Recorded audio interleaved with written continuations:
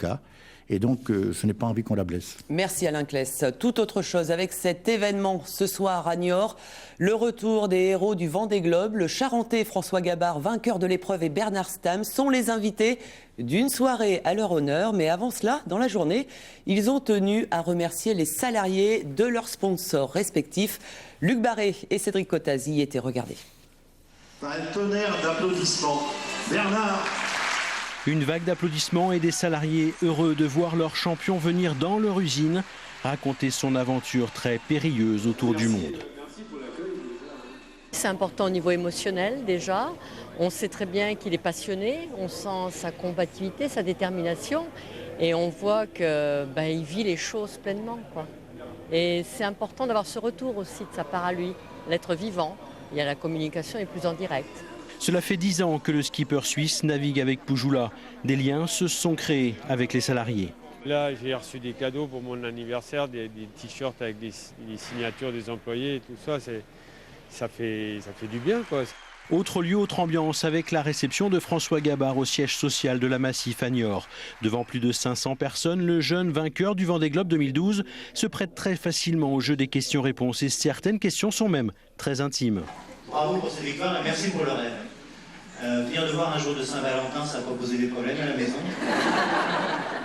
Et c'est avec une grande simplicité que le skipper explique et raconte son exploit pour le plus grand plaisir de ses supportrices.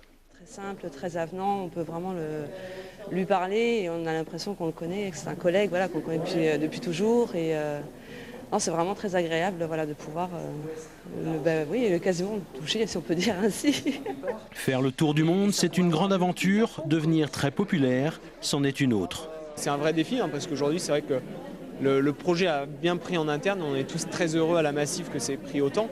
Et après, maintenant, on ne peut pas répondre à toutes les demandes. Donc c'est pour ça qu'on rencontre beaucoup de personnes en même temps pour pouvoir partager un peu. Moi, j'aimerais bien éventuellement discuter avec chacun individuellement, mais c'est pas physiquement pas possible.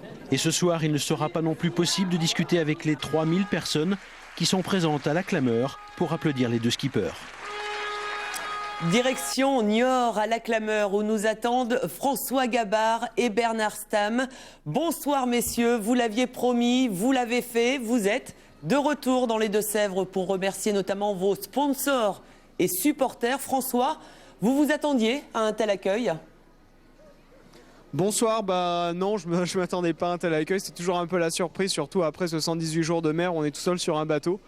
Quand on retrouve des centaines, voire des milliers de personnes en quelques heures, ça fait toujours un petit peu bizarre, mais voilà, il y a beaucoup de sourires, il y a beaucoup de bonheur partagé, donc c'est un grand plaisir et je suis ravi d'être à nouveau à la clameur. Après, c'est vrai qu'on était là il y a 3 mois, un peu plus de 3 mois, et il s'est passé pas mal de choses entre temps, mais ça fait plaisir de revenir quelque part au point de départ.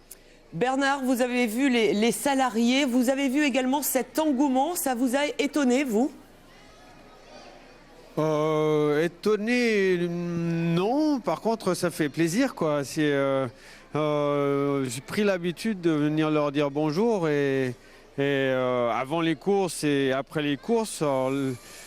Et on voit qu'ils ont suivi ça de manière proche, quoi. Donc c'est plutôt sympa, quoi. Je veux dire, c'est toujours des bons moments, quoi. François, est-ce que l'on peut dire qu'il y a un avant et après le Vendée Globe, et finalement c'est peut-être ça le plus dur à gérer, l'après? Non, je pense pas que ce soit le plus dur à gérer. Ce qui était avant, c'était sacrément difficile. Après, ce qui est sûr, c'est que le travail n'est pas fini. Le travail de marin, il a commencé bien avant la course, dans la préparation. Il y a eu forcément la course, et puis là, aujourd'hui, il y a le travail à finir, hein, et il y a forcément des personnes à les rencontrer. Voilà, ça fait partie du job de marin, et il faut bien comprendre qu'aujourd'hui, c'est pas simplement sur un bateau. Bernard, le fait que vos deux sponsors soient tous deux des Deux-Sèvres, est-ce que ça vous a rapproché?